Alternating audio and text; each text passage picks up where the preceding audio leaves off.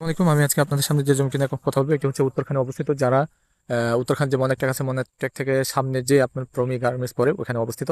তো যারা হচ্ছে 4 কাঠা জমি চান, ধানি জমি, যারা চাচ্ছেন 4 কাঠা জমি তাদের জন্য কিন্তু আজকের জমিকে এই যে দেখতে পাচ্ছেন ধান ক্ষেত লাগানো রয়েছে এখান থেকে ওই পর্যন্ত। আর এই পাশে হচ্ছে এদিকে এদিকে মুখটা পাবে আপনার 40, আর এদিকে পাবে প্রায় আপনার 70, এরকম আর কি। তো আমি বলবো যারা 4 কাঠা জমি কম দামে জমি কিনতে চান এখন ধানি জমি কিনে রাখবেন, ভবিষ্যতে ওই যে দেখেন ওইখানে কিন্তু বাড়ি করে রাখছে, কম দামে কিনে করে রাখছে বাড়ি। তবে এটা হচ্ছে বাড়ি করে রাখছে, আর ওইটা কিন্তু বড় রোড। তো একটু আপনার রাস্তা কিন্তু ওই যে সামনে কিন্তু ওই যে রোড রয়েছে, ওইটা কিন্তু বাড়ির কাজ চলমান। তো এখন আপনি কম দামে কিনে আপনি বাড়ি চাইলে বাড়ি করতে পারবেন। তো যারা কম দামি ঢাকার ভিতরে কম দামে জমি চাচ্ছেন ধান জমি, তারা আমার সাথে অবশ্যই দ্রুত যোগাযোগ করবেন। আসসালামাইকুম। আমি আজকে আপনাদের সামনে যে জমিটি নিয়ে এখন কথা বলবো এটি হচ্ছে উত্তরখানে অবস্থিত। যারা উত্তরখান যে মনেরটেক আছে, মনেরটেক থেকে সামনে যে আপনার প্রমি গার্মেন্টস পড়ে ওখানে অবস্থিত।